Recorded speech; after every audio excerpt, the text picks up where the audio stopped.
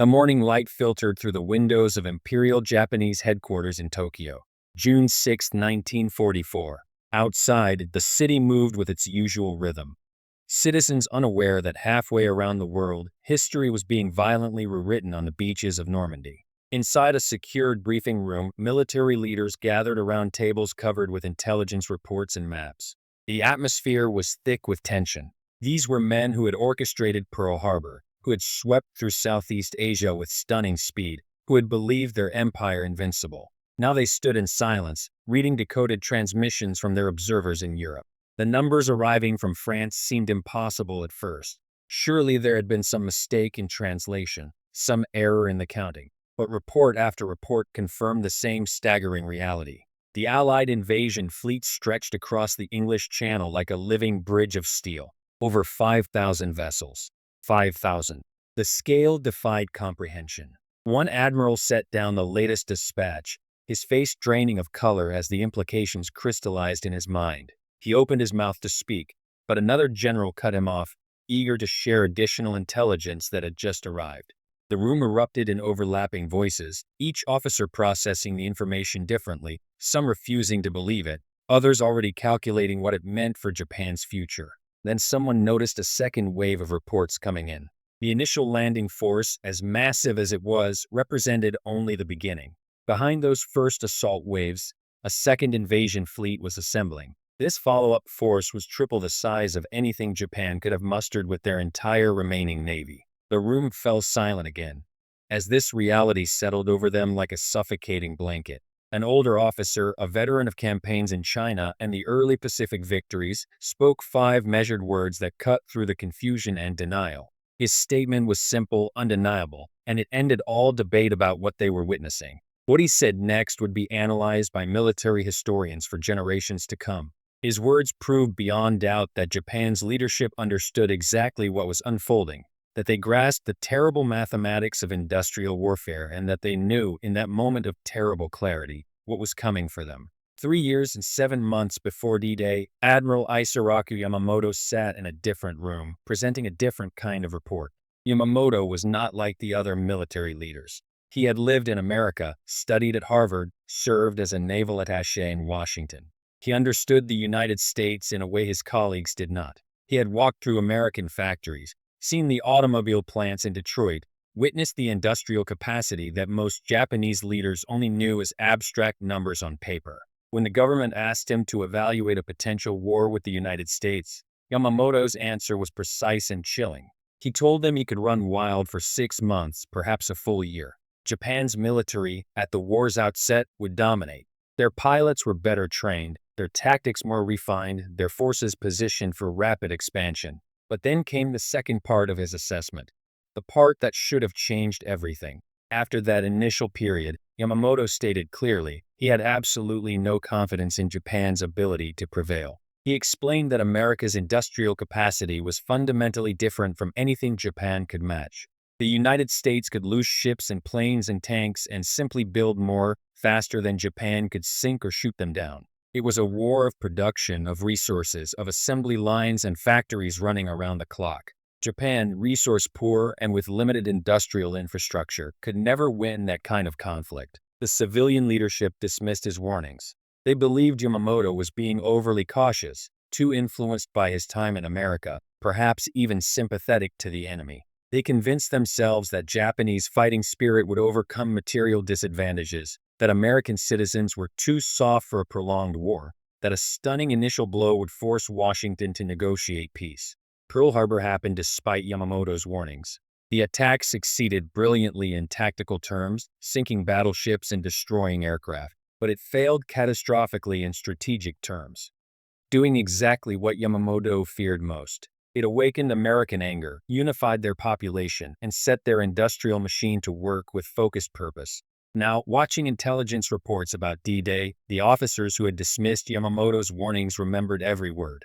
The admiral himself was gone, killed when American codebreakers located his transport plane and sent fighters to shoot it down over Bougainville in April 1943. But his predictions lived on, growing more accurate with each passing month.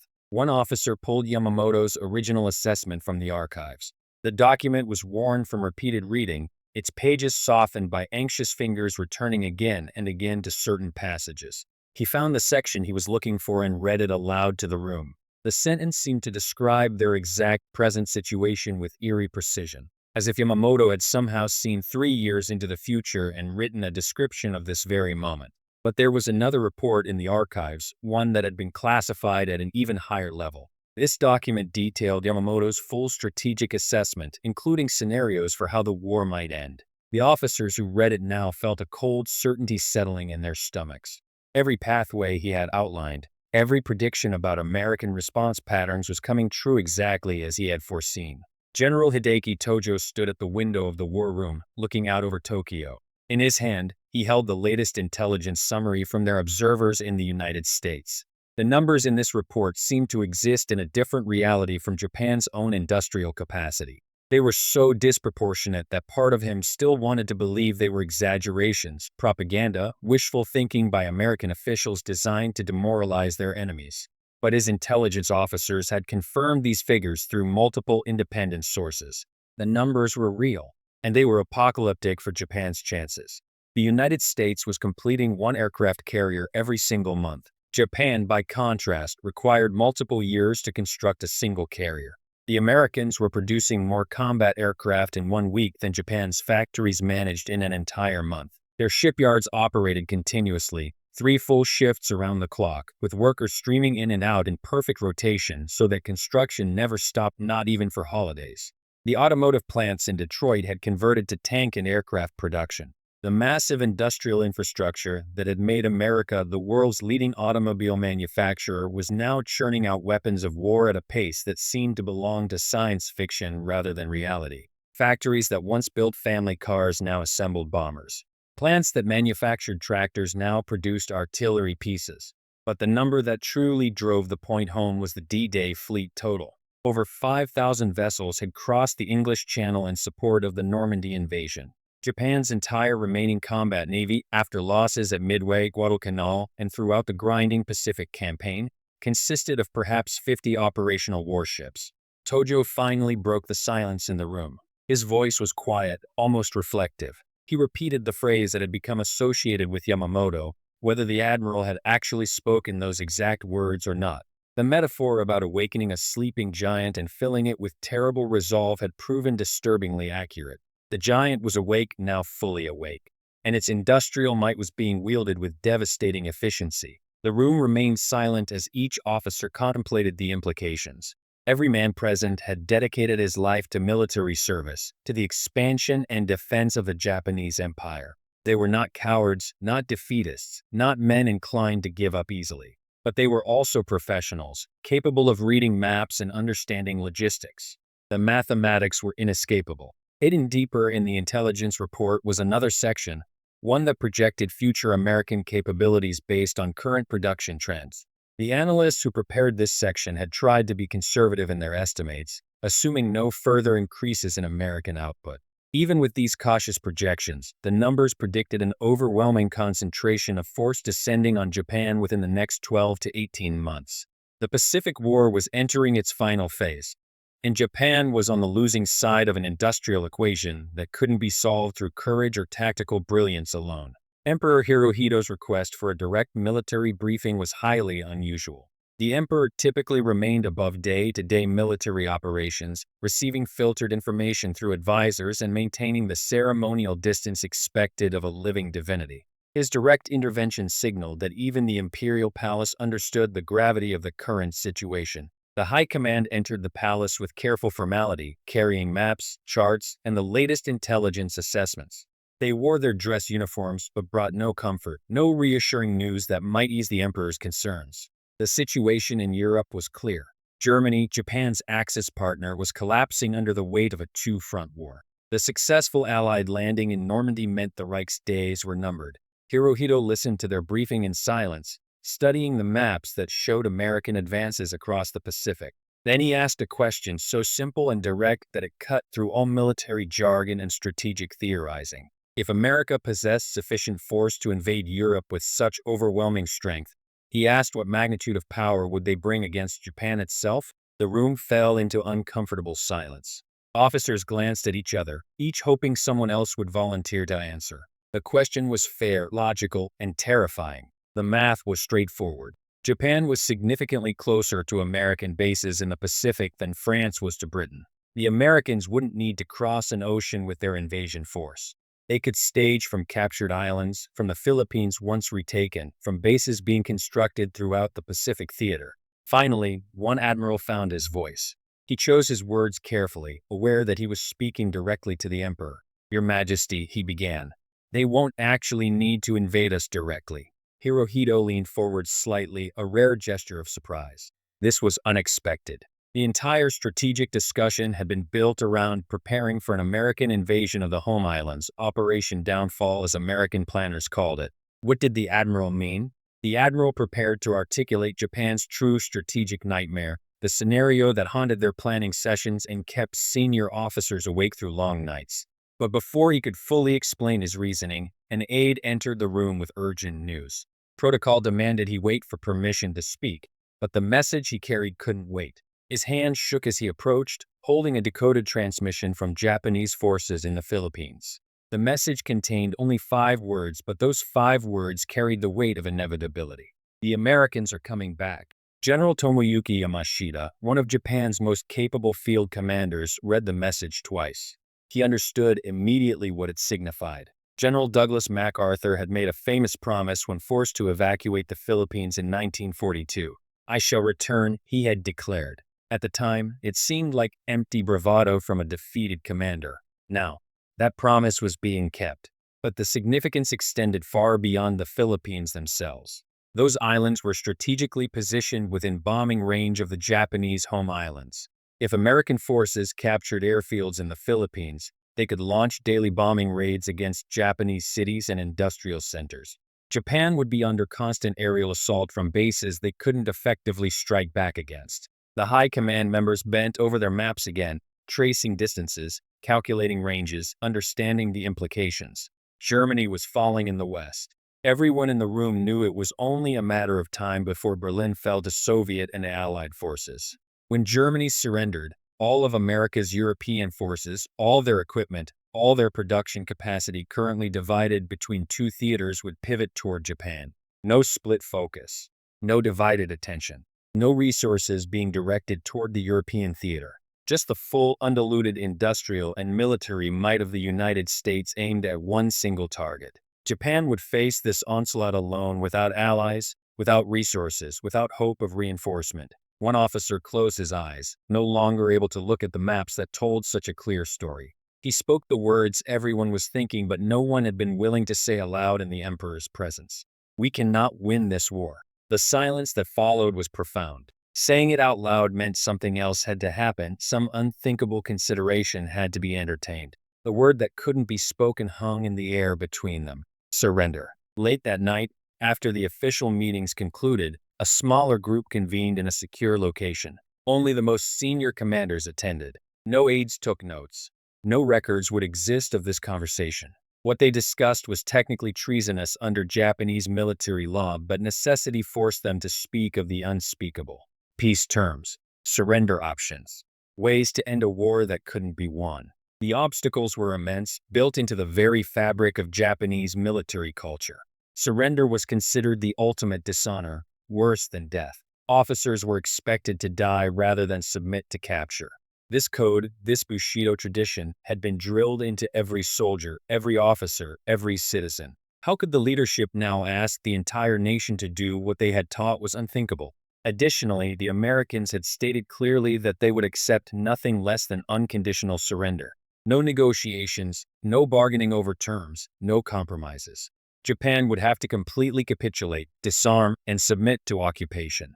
The implications were staggering. Most concerning was the status of the emperor himself. Unconditional surrender might mean Hirohito would be removed from power, possibly tried as a war criminal, potentially even executed.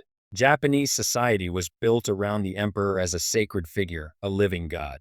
The idea of foreign powers putting him on trial was intolerable. The military leaders knew that any surrender terms that threatened the emperor would be rejected by the Japanese people, possibly triggering a civil war even as they faced external defeat.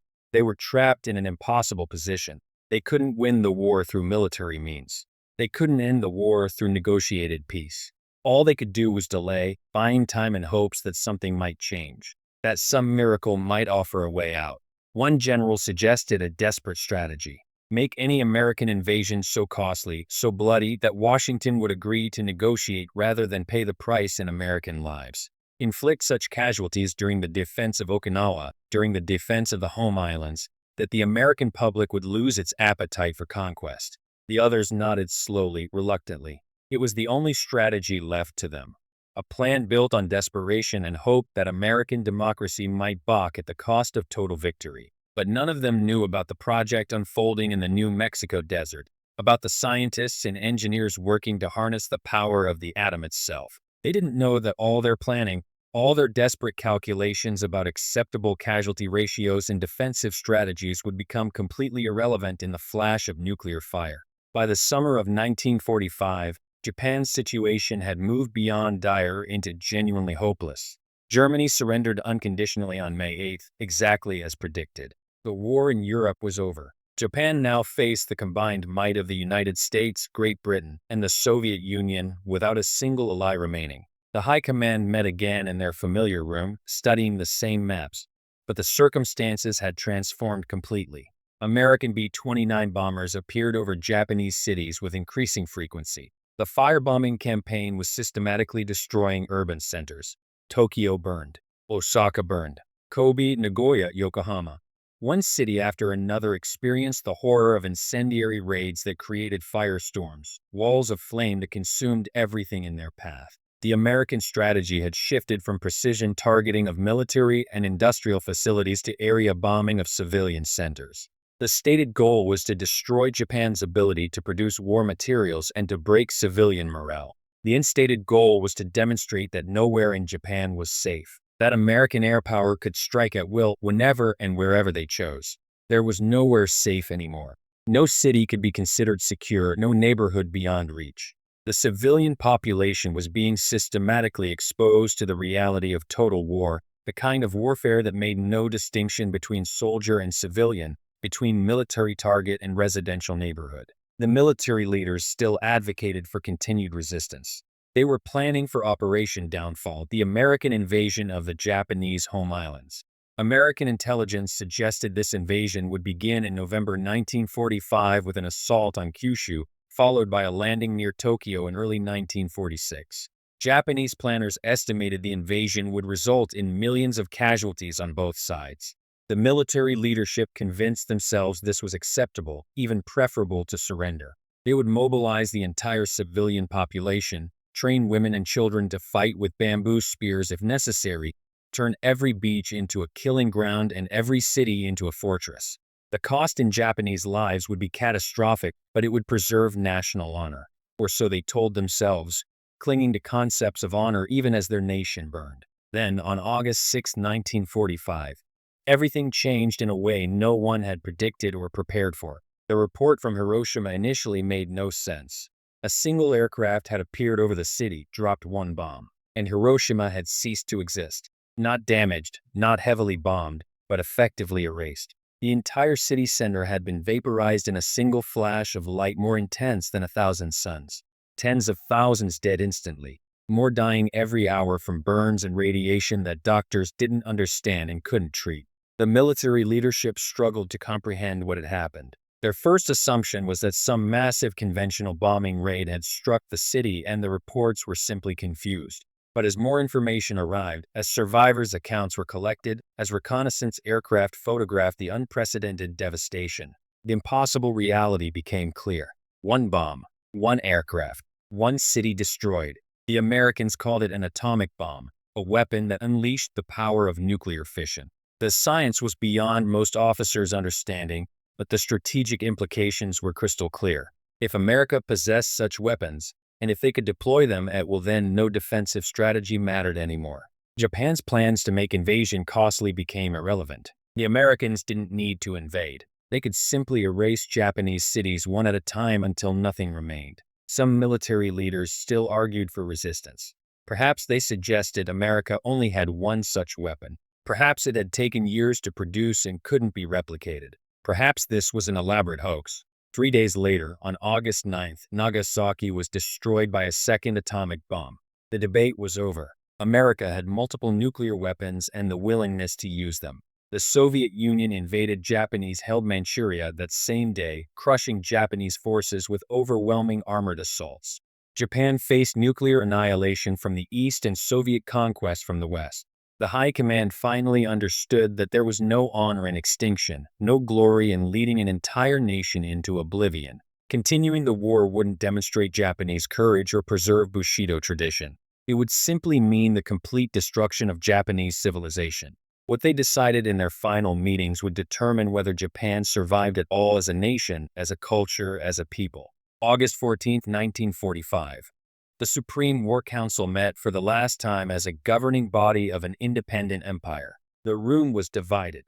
Half the military leadership advocated for immediate surrender. The other half still insisted on fighting to the last person, maintaining that death with honor was preferable to life with shame. The deadlock was absolute, with neither side capable of convincing the other. Emperor Hirohito made the decision himself, exercising imperial authority in a way that was extraordinarily rare in modern Japanese governance.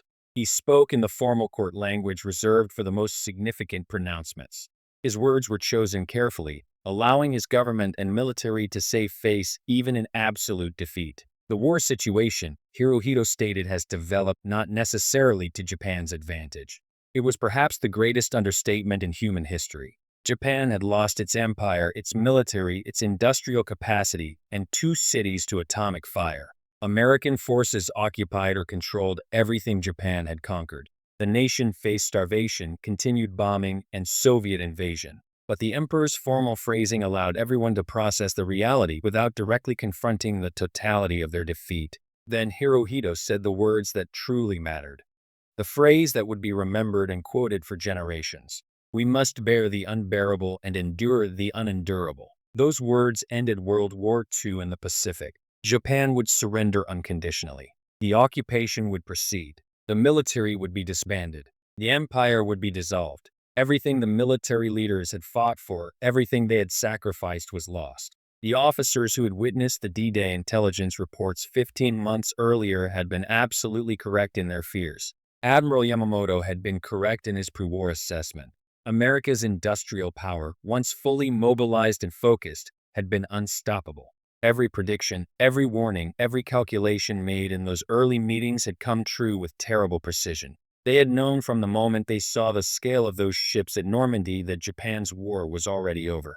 The only question had been how long until everyone else understood it too, and how much destruction would occur before the inevitable conclusion. The room where they had first discussed D-Day's implications was silent now. Outside, Tokyo smoldered from recent bombing raids.